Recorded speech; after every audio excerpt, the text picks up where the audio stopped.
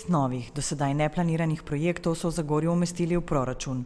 Sanirali bodo 2 plazova, enega proti Čolniščam in drugega na območju Mlinše-Kolovrat. Obetajo pa se tudi energetske sanacije. 3 novi projekti pa so predvsem za energetsko sanacijo javnih objektov, ker mislimo letos iti na prijavo v sklopu skupaj z objektom Sveje, tudi energetsko sanacijo objekta Proletarec in objekta Doma LO, kjer se nahaja poleg občinskih prostorov tudi prostori policijske postaje Zagorje in gasilskega društva Zagorje mesto.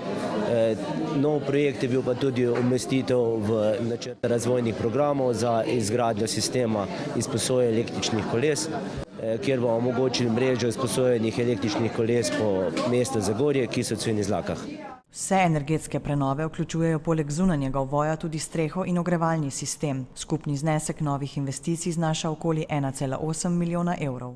Bo to v enem letu ali gre za večletne projekte? Ne, to je dinamika, začne se v letošnjem letu, glavnina pride v naslednjem letu, se bodo pa tudi v 2021 tudi še vršila dela pri posameznih projektih, predvsem zaradi usklajenosti z drugimi projekti.